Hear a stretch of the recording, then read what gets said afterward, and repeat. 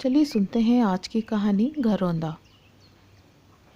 विम्मी के यहाँ से लौटते ही अचला ने अपने 2 कमरों के फ्लैट का हर कोने से निरीक्षण कर डाला था।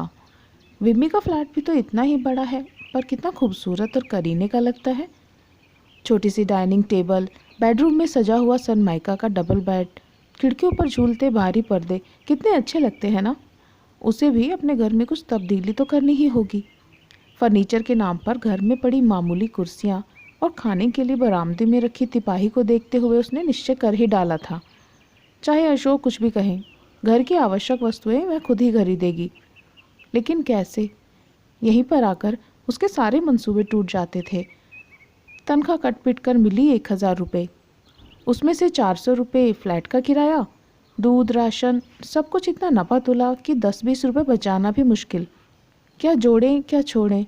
अचला का सिर भारी हो चला था। कॉलेज में गृह विज्ञान उसका प्रिय विषय था। गृह सज्जा में तो उसकी विशेष रुचि थी। तब कितनी कल्पनाएं थीं उसके मन में। जब उसका अपना घर होगा तब वह उसे हर कोने से निखारेगी। पर अब उस दिन उसने सजावट के लिए 2 मूर्तियाँ लेनी चाही थी, पर कीमत सुनते ही हैरान रह गई। 500 रुपये? अशोक धीमे से मुस्कुराकर बोला था, चलो आगे बढ़ते हैं, ये तो महानगर है, यहाँ पानी के गिलास पर भी पैसे खर्च होते हैं, समझी? तब वह कुछ लज्जा गई थी।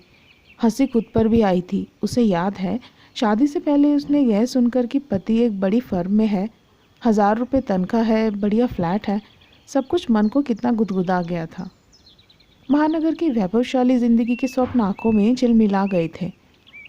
तू बड़ी भाग्यवान है अच्छी, सखियों ने छेड़ा था, और वह मधुर कल्पनाओं में डूबती चली गई थी। शादी में जो कुछ भारी सामान मिला था उसे अशोक ने जिद करके घर पर ही रखवा दिया था। उसने बड़े शालीन भाव से कहा था, इतना सब हम कहाँ ढोते रहेंगे, यहीं रहने दो, अंजू के विवाह में काम आ जाएगा। माँ कहाँ तक खरीदेंगी, यही मदद सही। सास की कृतज्ञ दृष्टि तब कुछ सजल हो आई थी। अचला को भी यही ठीक लगा था। वहाँ उसे कमी ही क्या है, सब नए सिरे से खरीद लेगी। पर पति के घर आने के बाद उसके कोमल स्वप्न यथार्थ की कठोर धरातल से टकराकर बिखरने लगे थे। अशोक की व्यस्त दिनचर्या थी। सुबह 8 बजे निकलता तो शाम को 7 बजे ही घर लौटता। 2 कमरों में इधर उधर चहलकदमी करते हुए अचला को पूरा दिन बिताना पड़ता था। उस पूरे दिन में वह अनेक नई नई कल्पनाओं में डूबी रहती, इच्छाएं उमड़ पड़ती। इस मामूली चारपाई के बदले यहाँ आधुनिक डिज़ाइन का डबल बेड हो, डनलप का गद्दा, ड्राइंग रूम में एक छोटा सा दीवान जिस पर मखमली कुशन हो। रसोई घर के लिए गैस का चूल्हा तो अति आवश्यक है, स्टोव कितना असुविधाजनक है। फिर वह बजट भी जोड़ने लगती थी। कम से कम 5000 तो चाहिए ही इन सब के लिए, कहाँ से आएंगे? उसने मन ही मन बहुत कुछ सोचा। फिर एक दिन अशोक से बोली, सुनो, दिन भर घर पर बैठी बैठी बोर होती रहती हूँ, कहीं नौकरी कर लूँ? बोलो ना, तो कैसा रहेगा? 2-4 महीने में ही हम अपना फ्लैट सारी सुख सुविधाओं से सज्जित कर लेंगे। पर अशोक उसी प्रकार अविचलित भाव से अखबार पर नज़र गड़ाए रहा, बोला ही नहीं कुछ। तुमने सुना नहीं क्या? मैं क्या दीवार से बोल रही हूँ? अचला का स्वर तिक्त हो गया था। सब सुन लिया, पर क्या नौकरी मिलनी इतनी आसान है? 300-400 रुपये की मिल भी गई तो 150 तो आने जाने में ही खर्च हो जाएंगे। फिर जब शाम को पस्त होकर घर लौटोगी तो ये ताजे फूल सा खिला चेहरा 4 दिन में ही कुम्हलाया नजर आएगा। अशोक ने अखबार हटाकर एक भाषण झाड़ डाला। सुनकर अचला का चेहरा बुझ गया। वह चुपचाप सब्जी काटती रही। अशोक ने ही उसे मनाने के ख्याल से फिर कहा, फिर ऐसी ज़रूरत भी क्या है तुम्हें नौकरी की? छोटी सी गृहस्थी है हमारी, उसके लिए जी तोड़ मेहनत करने को मैं तो हूँ ही। फिर कम से कम कुछ दिन तो सुख चैन से रहो। अभी इतना तो सुकून है कि मुझे 8-10 घंटे की मशक्क़त के बाद घर लौटता हूँ तो तुम सजी सवरी इंतज़ार करती मिलती हो। तुम्हें देखकर सारी थकान मिट जाती है। क्या इतनी खुशी भी तुम अब मुझसे छीन लेना चाहती हो? अशोक ने धीरे से अचला का हाथ थामकर आगे फिर कहा, बोलो, क्या झूठ कहा मैंने? तब अचला को लगा कि उसके मन में कुछ पिघलने लगा है। वह अपना सिर अशोक के कंधों पर रखकर मधुर स्वर में बोली, पर तुम ये क्यों नहीं सोचते कि मैं दिन भर बोर हो जाती हूँ? 6 दिन तुम अपने काम में व्यस्त रहते हो, रविवार को कह देते हो कि आज तो आराम का दिन है। मेरा क्या जी नहीं होता घूमने फिरने का? अच्छा तो वादा रहा, इस बार मैं तुम्हें इतना घुमाऊंगा कि तुम घूम घूम कर थक जाओ। बस अब तो खुश। अचला हंस पड़ी। उसके कदम तेजी से रसोई घर की तरफ मुड़ गए। बातचीत में वह भूल गई थी कि स्टोव पर दूध रखा है। ठीक है, ना सही नौकरी। जब अशोक को बोनस के रुपए मिलेंगे तब वह एक ही झोंक में सब खरीद लेगी। यह सोचकर उसने अपने मन को समझा लिया था। तभी अशोक ने उसे आश्चर्य में डालते हुए कहा, जानती हो इस बार हम शादी की वर्षगांठ कहाँ मनाएंगे? कहाँ? अचला ने जिज्ञासा प्रकट की। मसूरी में, जवाब देते हुए अशोक ने कहा। क्या सच कह रहे हो? अचला ने कौतूहल भरे स्वर में पूछा। और क्या झूठ कह रहा हूँ? मुझे अब तक याद है कि हनीमून के लिए जब हम मसूरी नहीं जा पाए थे तो तुम्हारा मन उखड़ गया था। यद्यपि तुमने मुँह से कुछ नहीं कहा था तो भी मैंने समझ लिया था, पर हम शादी के उन दिनों की याद फिर से ताज़ा करेंगे, कहकर अशोक शरारत से मुस्कुरा दिया। अचला नई नवेली वधू की तरह लाज की लालिमा में डूब गई। पर खर्चा? वह कुछ क्षणों बाद बोली। बस शर्त यही है कि तुम खर्चे की बात नहीं करोगी। ये खर्चा वो खर्चा, साल भर यही सब सुनते सुनते मैं तंग आ गया हूँ। अब कुछ क्षण तो ऐसे आए हैं जब हम अपने रुपये पैसे की चिंता ना करें, बस एक दूसरे को देखें, जिंदगी के अन्य पहलुओं पर विचार करें। ठीक है, पर तुम तनख्वाह के रुपए मत खर्च करना। हाँ बाबा, सारी तनख्वाह तुम्हें मिल जाएगी, अशोक ने दो टूक निर्णय दिया। अचला का मन एकदम हल्का हो गया। अब इस बंधी बंधाई जिंदगी में बदलाव आएगा। बर्फ, पहाड़, एक दूसरे की बाहों में बाहें डाले हुए जिंदगी की सारी परेशानियों से दूर कहीं अनोखी दुनिया में खो जाएंगे। स्वप्न फिर सजने लगे थे। रेलगाड़ी का आरक्षण अशोक ने पहले से ही करा लिया था। सफ़र सुखद रहा। अचला को लगा जैसे शादी अभी हुई है, पहली बार वे लोग हनीमून के लिए जा रहे हैं।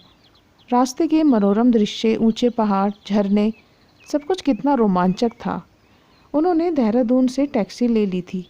होटल में कमरा पहले से ही बुक था, इसलिए उन्हें मालूम ही नहीं हुआ कि वे इतना लंबा सफ़र करके आए हैं। कमरे में पहुंचते ही अचला ने खिड़की के शीशों से झांका। घाटी में सिमटा शहर, नीली श्वेत पहाड़ियाँ, घने वृक्ष बड़े सुहावने दिख रहे थे। तब तक पैरा चाय की ट्रे रख गया। खाना खा लो फिर घूमने चलेंगे, अशोक ने कहा, और चाय खत्म करके वह भी उस पहाड़ी सौंदर्य को मुग्ध दृष्टि से देखने लगा। खाना भी कितना स्वादिष्ट था। अचला हर व्यंजन की जी खोलकर तारीफ कर रही थी। फिर वे दोनों ऊंची ऊंची पहाड़ियाँ चढ़ते, हंसी टिटौली के बीच एक दूसरे का हाथ थामे आगे बढ़ते। कलकल करते झरने और सुखद रमणीय दृश्य देखते हुए काफ़ी दूर चले गए। फिर थोड़ी देर दम लेने के लिए एक ऊंची चट्टान पर कुछ क्षणों के लिए बैठ गए। सच मैं बहुत खुश हूँ, बहुत। अशोक उसकी बिखरी लुटों को संवारता रहा। पर एक बात तो तुमने बताई ही नहीं। अचला को कुछ याद आया। क्या? अशोक ने पूछा। होटल भी महंगा लगता है, किराया, खाना पीना और घूमना, ये सब कहाँ से आया, बोलो ना। तुम्हें पसंद तो आया, खर्च की चिंता क्यों है? अशोक ने कहा। बताओ ना, क्यों छिपा रहे हो? तुम्हें मैंने बताया नहीं था, असल में बोनस के रुपए मिले थे। क्या बोनस के रुपए? अचला बुरी तरह चौंक गई। पर तुम तो कह रहे थे, कहते कहते उसका स्वर लड़खड़ा गया। हाँ, 2 महीने पहले ही मिल गए थे। पर तुम इतना क्यों सोच रही हो? आराम से घूमो फिरो, बोनस के रुपए तो होते ही इसलिए हैं। अचला चुप थी।